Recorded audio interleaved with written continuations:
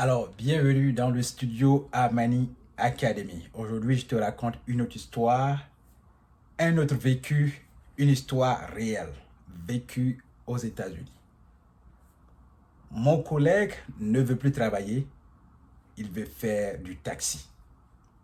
C'est cela, aujourd'hui, l'histoire que nous allons partager ensemble. Salut, mon nom c'est Amani Serge et ici nous te parlons d'investissement parce que la mission de notre entreprise Amani Academy, c'est la liberté et l'indépendance financière de notre peuple. Et si tu aimes ces valeurs que nous partageons ici, fais ça. Pose ta question et puis partage-nous aussi en commentaire ton expérience personnelle et ce que tu penses aussi de l'histoire que nous racontons, de notre histoire, ce que tu penses. Voilà, dans le respect surtout.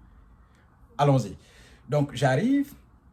Pour ceux qui ont écouté mon histoire sur mon premier emploi aux États-Unis, c'est clair. Allez regarder cette histoire-là parce que c'est la suite. Nous sommes toujours dans le premier emploi. Il y a beaucoup d'emplois que j'ai occupés. Je vais en parler après, mais je continue toujours par des faits qui se sont déroulés dans le premier emploi quand je suis arrivé dans le nettoyage. Je vous dis, j'étais enseignant à la fonction publique dans mon pays et quand j'ai immigré, mon premier emploi, c'était de nettoyer les WC, nettoyer les bureaux, nettoyer les ordures, mettre dans les charrettes et pousser. Quand je parle de WC, je parle de WC, nettoyer les déchets des gens dans les WC. Ici, quand vous rentrez dans les toilettes des garçons, c'est comme si c'était des bébés qui vont à la selle. Eh bien, vous devez nettoyer tous ces déchets-là. C'était ça le premier emploi. C'est dans ça que j'ai été formé. J'ai un nouveau collègue qui arrive. J'ai fait mes pas dans l'entreprise. J'ai prouvé à mes managers, superviseurs que je suis respectueux et que je veux qu'on me respecte aussi en retour. Donc, ils ont commencé à me faire confiance. Étant même nouveau, j'étais déjà devenu formateur. Donc, un nouveau employé est venu. Ils me l'ont confié pour le former. Et ce jeune homme est venu de l'Afrique, des pays arabiques de l'Afrique, au nord de l'Afrique. Voilà, donc il est de la communauté arabe. Je ne veux pas dire le nom de son pays, c'est de là qu'il est venu. Donc il vient, on me le confie. Je dois le former, le nouveau arrivé. Le premier jour, je lui ai quand même expliqué les éléments basiques du boulot, du travail que nous faisons. Voilà, donc il va aller avec moi, observer avec moi, m'aider et je lui apprends au fur et à mesure que nous travaillons ensemble. C'est cela l'objectif de la formation.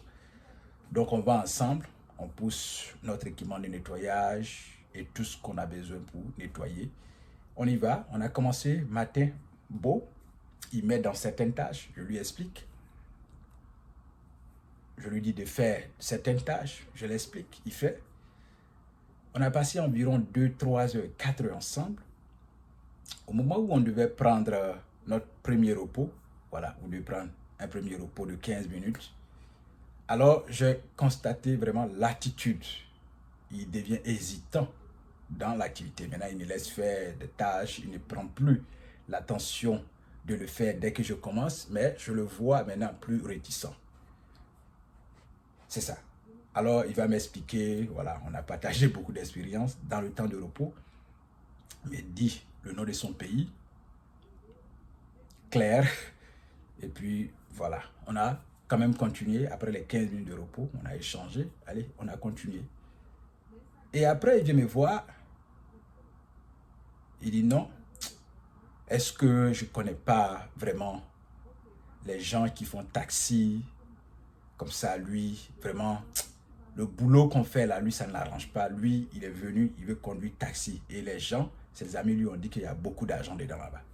Parce que je vous le dis, un taxi, quand vous êtes aux États-Unis, le taxi, c'est pour les Africains. Et aussi, les Africains en général, les Arabes et tout ça, ils aiment beaucoup le taxi.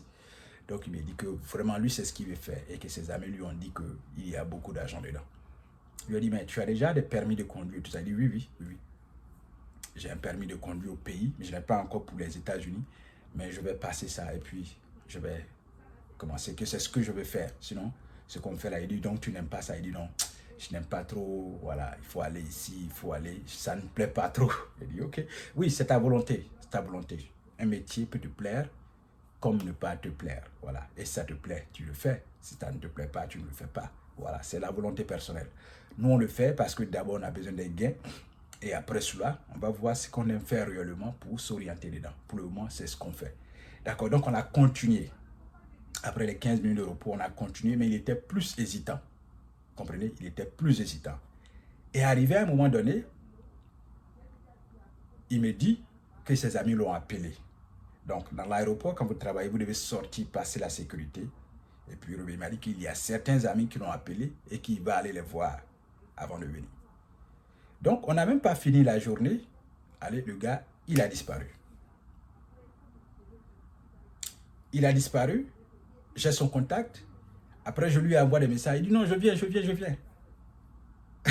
Non, je viens. Il m'a même appelé vraiment, sir, désolé, I'm sorry, I'm going to come back. I'm going to take something at home and come back.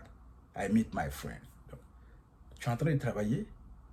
Tu vas aller à la maison, prendre tes trucs et revenir. Donc, j'ai vu qu'il n'était pas vraiment sérieux.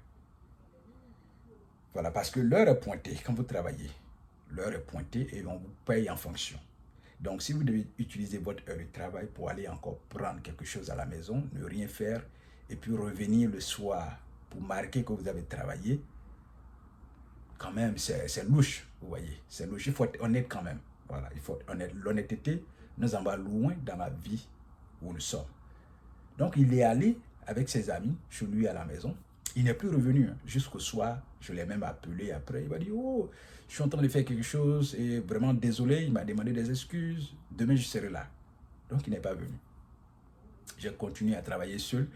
Vraiment, c'est un peu critique parce que tu es formateur, premier formateur. Et puis, on te confie ton premier élément à former et il disparaît, même sans terminer la journée avec toi.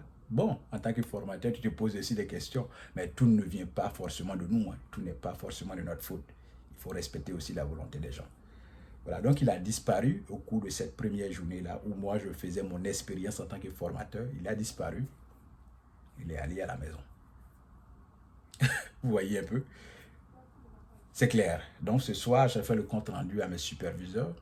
J'ai fait le point tranquille et tout ça. Heureusement, rien ne lui est arrivé de mal. Le soir, il m'a appelé pour me dire tout va bien et que voilà, il est tout simplement rentré à la maison avec ses amis parce qu'il y a longtemps, ils ne s'étaient pas vus. Voilà. On a fini la journée. Lui n'a pas fini la journée. Le lendemain, il est venu avec un retard. Alors, puisqu'il a fait, vu son attitude dans la première journée, le lendemain matin, on a échangé. Il dit oui, lui vraiment, il a insisté sur sa chose. Il dit vraiment, c'est du taxi qu'il veut faire. Et c'est ce qu'il aime faire. Donc, le lendemain, qu'est-ce qui s'est passé? Le lendemain, on a pris 2 outils de travail. On continuait la formation. Donc, je lui ai donné, et puisqu'il avait déjà fait quand même la première journée avec moi, il y a certaines parties qu'il allait faire, et puis, après, on allait quand même, s'il a besoin de questions, j'allais répondre à ces différentes questions. Donc, je lui ai donné ses propres matériels. Il a commencé bien la journée. À un moment donné, il m'appelle pour me dire qu'il a autre chose à faire. Donc, qu'est-ce qu'il fait?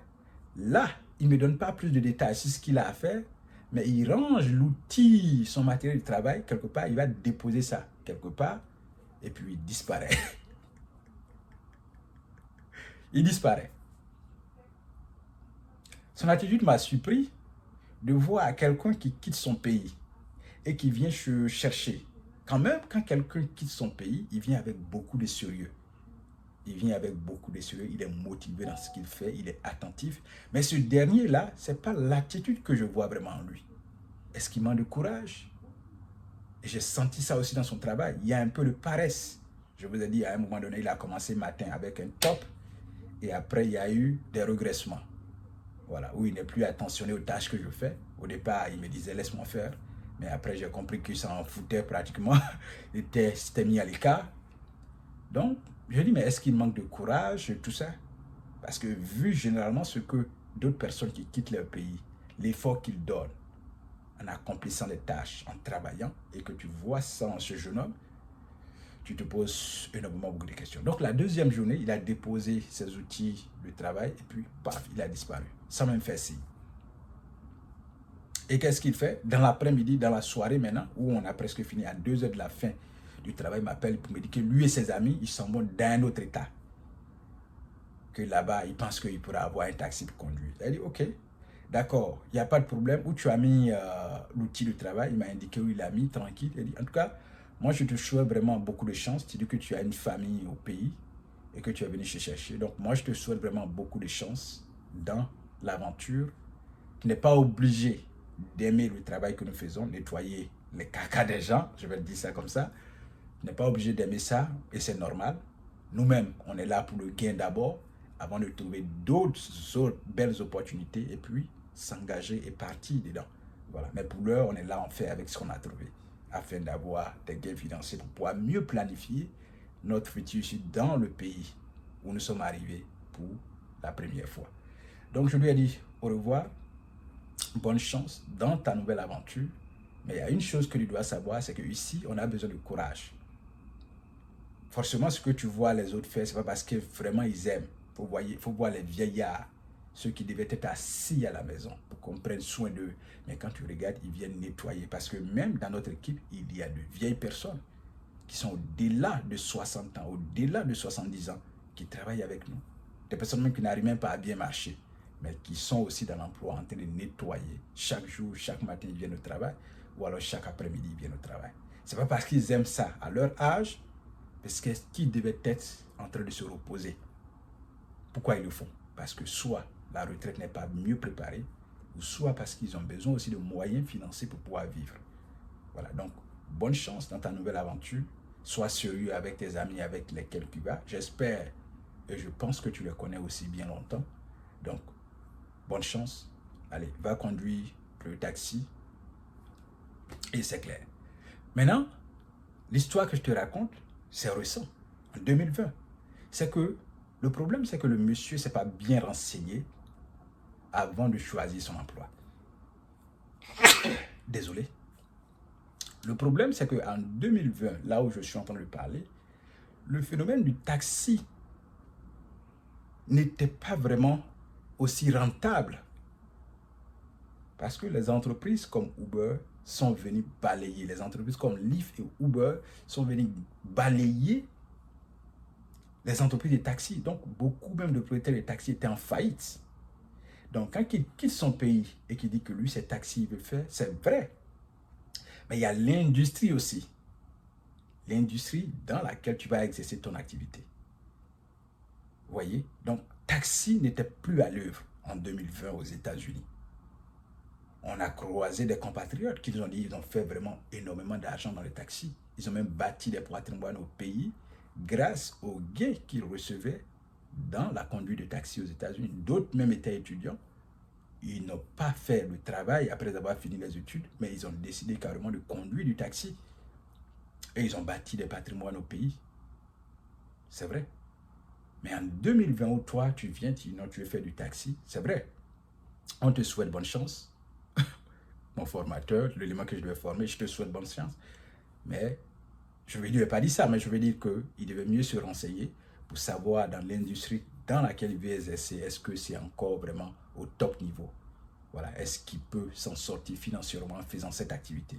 Voilà, il devrait quand même avoir des informations de ceux qui étaient en train de l'inciter à l'envoyer dans l'activité avant qu'il ne s'engage.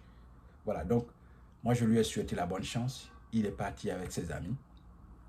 Et heureusement que rien de grave ne lui est arrivé pendant que nous étions en train de travailler avec lui. Le soir, la deuxième journée, j'ai fait aussi le point à mes superviseurs. Bon, nous tous, on était tous étonnés de voir son attitude. Ça peut arriver. Ça peut arriver. Voilà, ça peut arriver. Mais je veux dire que immigrer dans un pays qui n'est pas ton pays, naturellement, ceux qui immigrent sont courageux. Parce que c'est un autre niveau, état d'esprit qu'il faut avoir quand vous quittez votre pays. C'est un autre état d'esprit. Donc, si vous n'êtes pas fort mentalement, il y a problème. C'est un problème pour vous en sortir et pour vous orienter. Donc, tout le monde fait avec. Pas forcément que les gens aiment leur emploi, mais ils le font pour d'abord les gains financiers. Et puis, d'autres restent dans l'emploi pour planifier un meilleur emploi. C'est lorsqu'on a obtenu quelque chose qu'on peut planifier la suite, qu'on peut bien planifier la suite lorsque vous êtes indépendant maintenant. Parce que bien planifier la suite peut pouvoir souvent nécessiter des moyens financiers aussi pour pouvoir obtenir la prochaine activité. Donc, attrape un et puis après, tu cherches le deuxième emploi ou la deuxième chose. Voilà. Oui, alors il y a next move. En anglais, on va dire ça comme ça. Donc, prépare ton next move. Ta prochaine étape. Next move. Donc, c'est ça, ça a été une belle expérience. voilà, de voir à toi en tant que formateur, de former ton premier élément et puis il disparaît. Le premier jour, venir te raconter une histoire.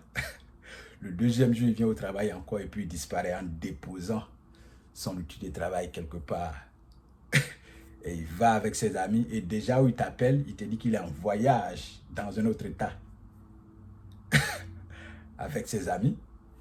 Vous voyez, donc c'est ça aussi. L'immigration, il y a des bons et des mauvais.